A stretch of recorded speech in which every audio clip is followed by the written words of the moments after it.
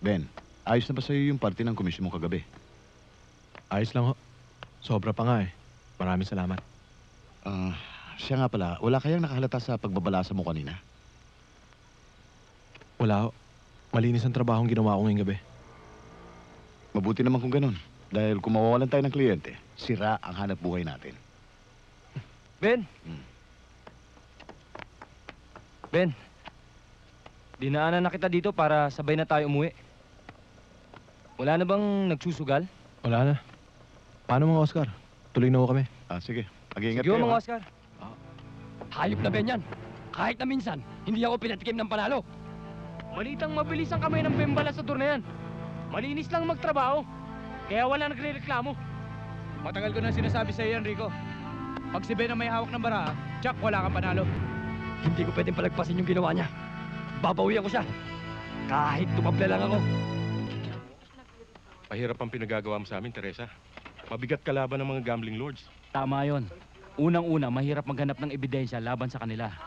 Pangalawa, magtagumpay ka mang idiin sila. Hindi sila mag-aalangang gumastos para lang patahimikin ka. Alam kong delikado yung binabala kong paglalantad dyan sa mga illegal gambling activities na yan dito sa Maynila, pati na rin sa probinsya. Pero yun ang tungkulin ko eh. Bilang isang reporter, kailangan kong ilabas yung mga katotohanan ng pilit nilang tinatago. Paano mo naman natitiyak na ilalabas ni De La Serna ang mga sinulat mo? Eh alam mo namang noon pa, mainit na ang dugo nun sa'yo. Mabuti nga, wala siya ngayon dito. Kundi kung ano-ano pa inisip nun. Bakit? Ito lang bang publikasyon dito sa Pilipinas? O ano? Matutulungan ba ako makakuha ng mga impormasyon? Ba't di mo nalang balikan yung dati mong trabaho? Delikado rin naman yun, ate. Eh ano naman ang delikado sa pagiging security guard?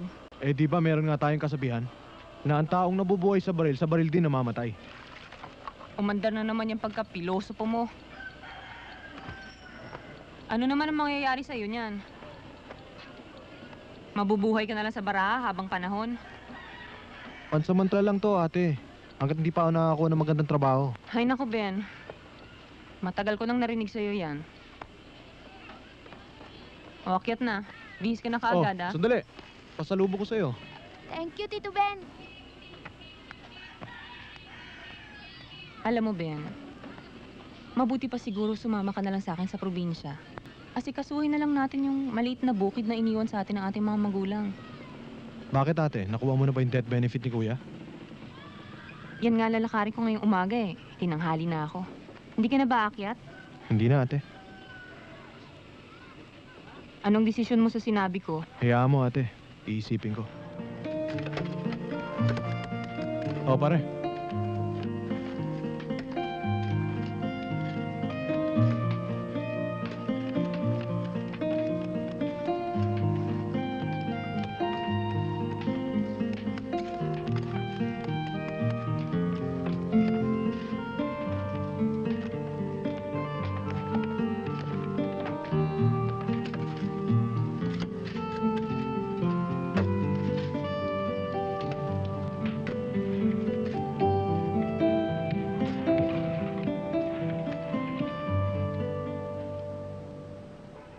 Ano, Ben? Hindi pa ba nagbabago ang isip mo? Tungkol saan? Dito. Sa trabaho natin. Bakit naman? Wala. Iniisip ko lang na di hamak na mas madali ang magbalasa ng baraha kesa dito sa trabaho natin. Hindi katulad dito. Eh, bugbog na ang katawan mo dito sa trabaho. Barya-barya naman ang sweldo. Mas gusto ko na to. Kahit mahirap ang trabaho, kahit maliit ang kinikita, pwede ko ipagmalaki. Dahil pinaghihirapan ko ang perang kinikita ko. Di tulad noon.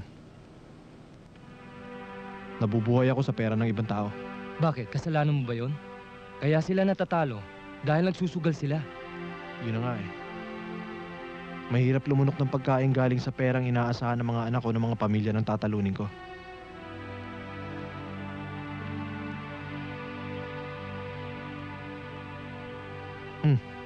Yun na, kumain ka na ng kumain.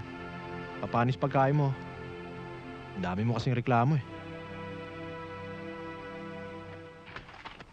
Teresa, pag-aawayan na naman ba natin to? Sir, talagang mag-aaway ho tayo hanggat hindi niyo ako binibigyan ng magandang rason kung bakit ayaw niyo i-publish yung sinulat ko.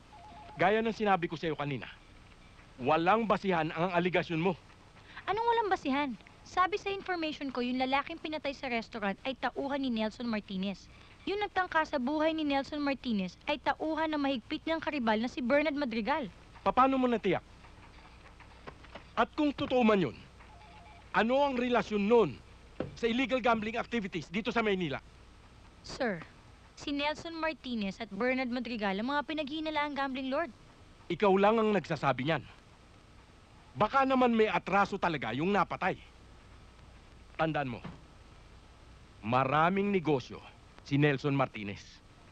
At hindi lamang si Bernard Madrigal ang tao sa Maynila na pwedeng magtangka sa buhay niya. I've got a reliable source, sir. Nagkaroon ng double cross, kaya nagkaroon ng patayan. Iharap mo sa akin ang sources mo. Sir, alam niyo hindi ko pwedeng gawin yan. Well then, tell me their names. That's out of the question, sir. Hindi ko maintindihan kung anong kinalaman ng mga assets ko sa pinag-uusapan natin ngayon. Simple. I want to check on your information. Pangalan ko na ho nakataya dito sa artikulong ito. Sapat na batayan na ho yun para sabing totoo yung mga sinasabi ko. Teresa, ang kredibilidad ng publication na ito ang malalagay sa alanganin oras na ilabas ko ang sinulat mo. At alam mo, sa oras na bumagsak tayo, hindi na tayo makakabangon. Matibay ang ebidensya ko, sir. Totoo yung mga sinulat ko. Teresa, sa profesyong ito, ang katotohanang ipinaglalaban mo ang magpapahamak sa iyo. Mangyari man yun, sir. May pagmamalaki ko pa rin ng sarili ko na hindi ako naging isang duwag at lalong hindi naging isang sinungaling. Pwede ba? Tigilan na natin to. And one thing more. Mahusay ka rin lang naman mangalap ng chismis. Bakit hindi ka sa entertainment section magsulat? Baka doon, pakinabangan ka pa. Pag-asa na mabawi ko lahat na natalo sa akin. Ginagarantihan ko sa inyo si Ben, Mr. Martinez. Well, I think mas lalo akong magiging inspiradong umawak ng baraha ngayon. Ganito ba naman kagwapong sparring partner ko?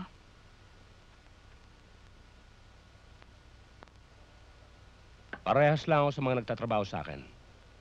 Sinisiguro ko sa inyong dalawa, magugustuhan ninyo ang pagdadala ko ng mga tao. Wala akong inaagrabyado. Siguro naman nasabi na sa inyo ni Mang Oscar na pansamantala lang ang pagpasok ko rito, Mr. Martinez. Walang problema, Ben. Makabawi lang ako. Asahan mo matutupad ang lahat ng pinag-usapan natin. Let's toast to our coming success.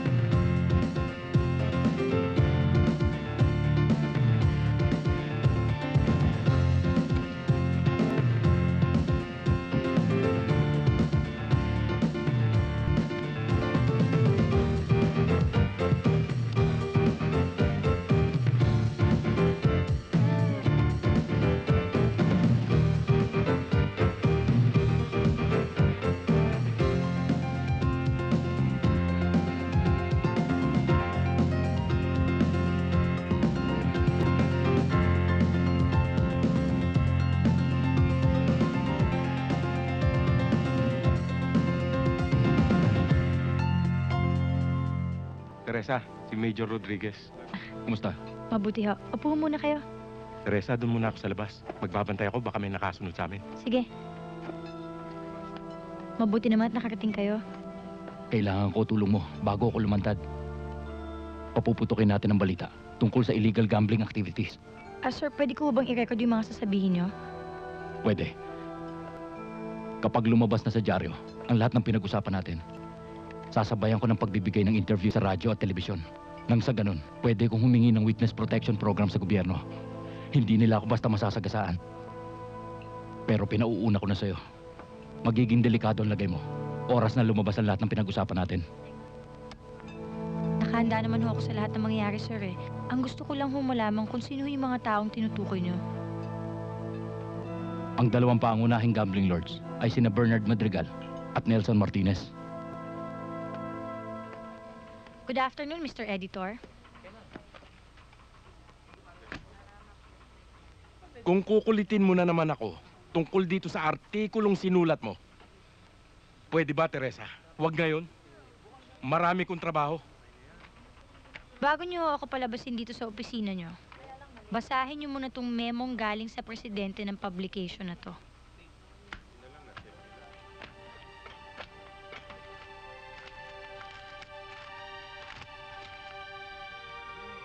Siguro naman kilala niyo na ang pirma ng presidente natin. Sinasabi dyan na i-publish niyo ang article ko tungkol sa pagkukumpisal na isang dating protector na isang gambling lord. At yan ang kabuuan ng lahat ng mga illegal gambling activities na pilit niyong tinatago. Ngayon, kung hindi pa rin kayo kumbinsido, yung mga nasa itasan lang kausapin niyo. Huwag ako.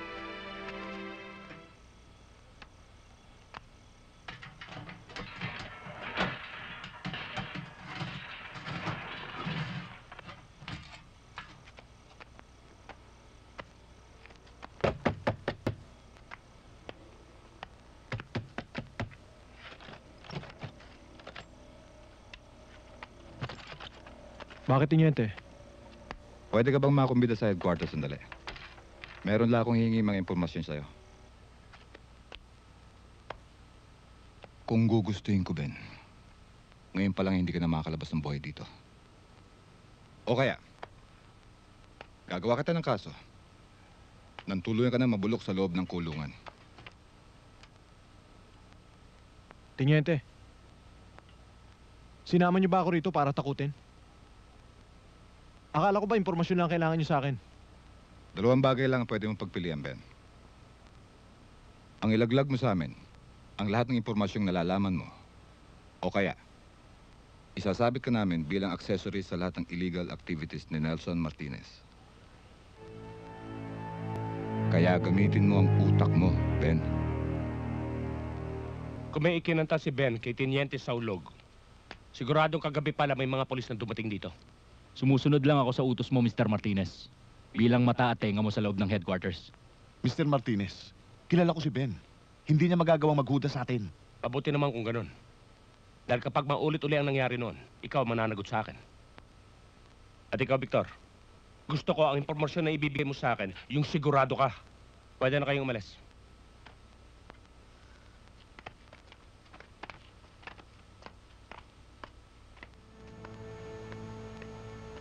Sige, Gabriel, Sige mauna po, na ma'am. ako.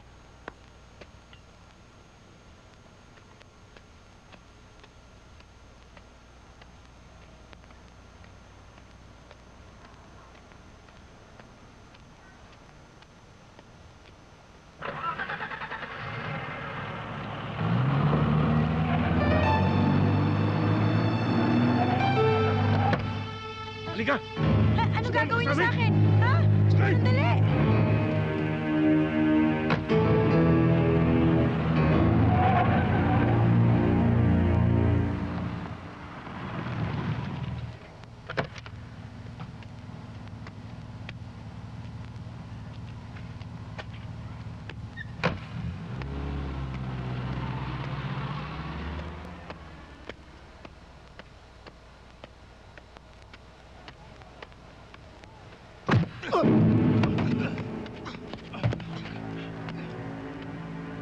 Ngayon pa lang, pwede ka na namin tapusin dito. Kaya lang, tsak na hindi matutuloy ang laban ni Martinez at ng amo ko. Dahil ikaw ang pambato niya. Anong gusto mo mangyari? Simple. Ihulog mo ang laban at tsakin ang panalo ng amo ko. Paano ka naman nakakatsak na susunod ako sa'yo? Simple rin. Hawak na kami ng buhay ng syota mo. Hindi ganun kahina ulo ko para maniwala sa inyo.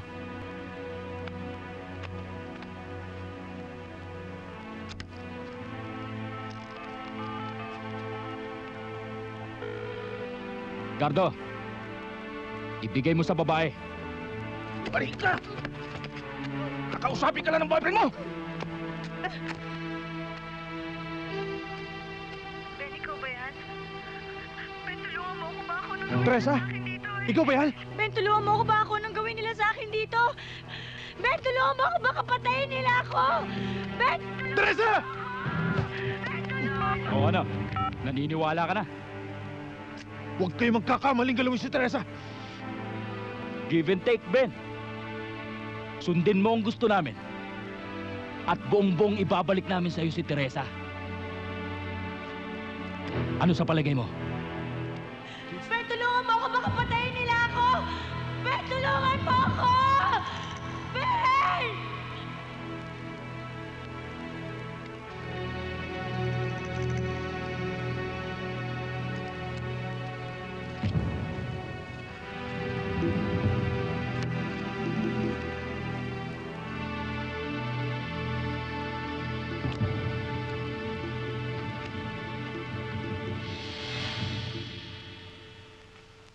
Pasensya na kayo, Mr. Martinez. Talo tayo. Busted ako.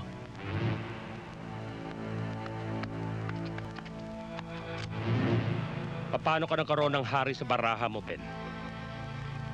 Pati ba naman ikaw? Maghuhudas sa akin? Hindi ko sinadya yun, Mr. Martinez! Nyaro, hindi yata marunong tumanggap ng pagkatalo.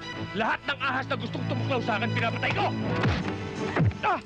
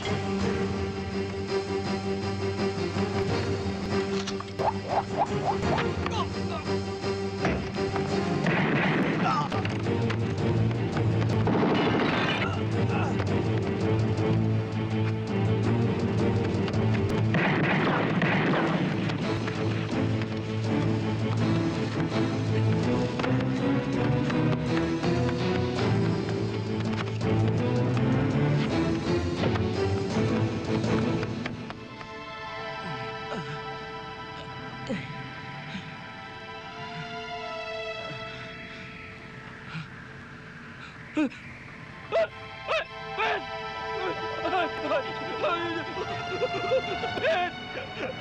Ano gagawin mo sa akin? Ay! Ibaba mo ako rito, Ben! Ay! Mamamatay ako dito! Ben! Ben! Ibaba mo ako dito, Ben! Mamamatay ako dito! Ben! Bawa ka sa akin, Ben! Bawa ka sa akin! Simple lang, Mr. Simple. Ilalaglag kita mula dyan hanggang sa ibaba kung hindi mo sasabihin sa akin kung nasa si Teresa. Taas! Ben! Ben, maawa ka sa akin! Ayoko mapapatid, Ben! Ay! Ben! Nasa si Teresa? Ben! Paniwala ka! Wala akong alam! Hindi mo alam? Ay, Ben! Ay, ituturo ko na! Ituturo ko na! Ben! Saan? Sa rest house! Sa Pasig! Sa likod ng Kapitolyo! Salamat, Mr. Simple. Hoy! Ben! Ben! Akala ko makakalagan mo ako rito! Pag sinabi ko siya kung nasan si Teresa! Maliligtasin na sana kita eh. Kinukulit mo pa ako. Ben! Oh!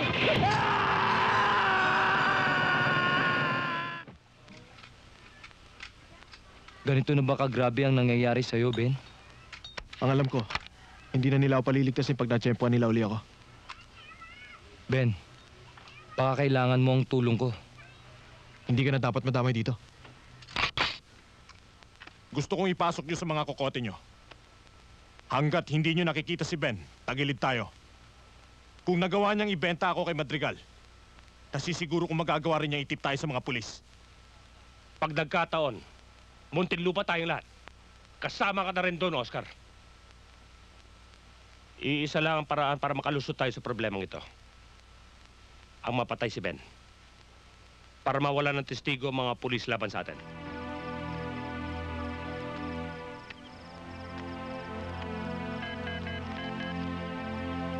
Hello?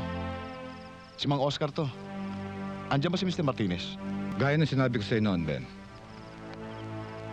Umpisa pa lang yan. At nasisiguro kung may mas grabe pang mangyayari.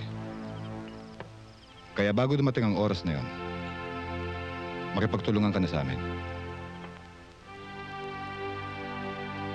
Gaya nga na sinabi ko sa inyo noon, Tenyente. Hindi ko alam kung saan sila naroon.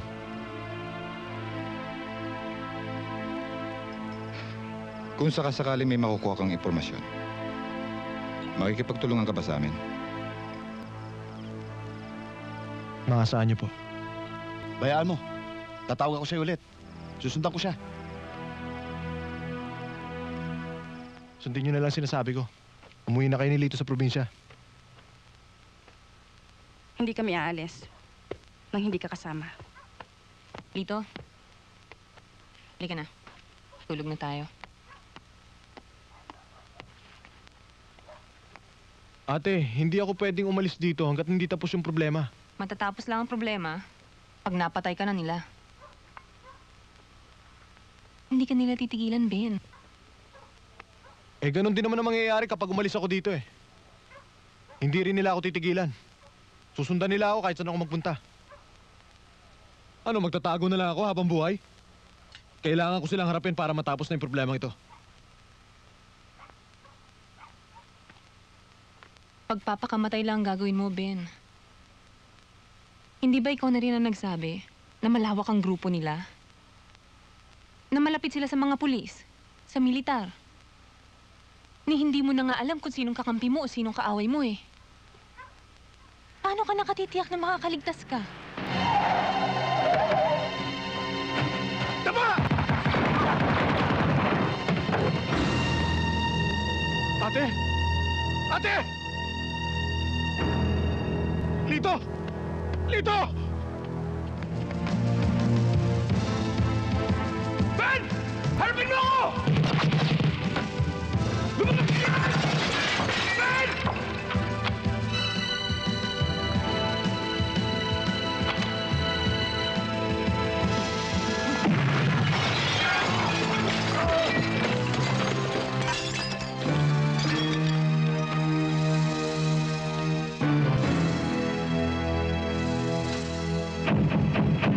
Sa akin pa rin ang huling alas.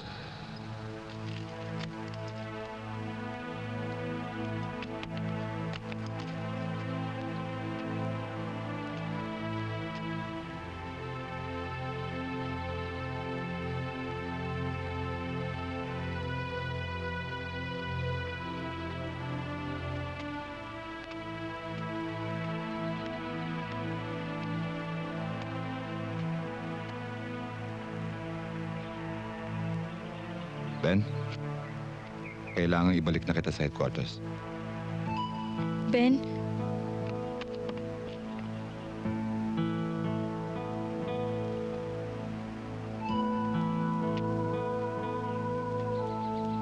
Huwag kang mag-alala, Teresa.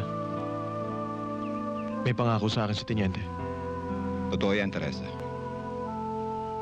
Kung ang batas ay mahigpit sa mga taong nagkasala, meron din naman itong puso't pangunawa. Malaki, Ben, ang nagawa mong tulong sa pagkakabuwag sa sindikato ni Nelson Martinez. Kung hindi mo kita maililigtas sa kulungan, nasisiguro kung magiging magaan ang parusa sa nagawa mong kasalanan.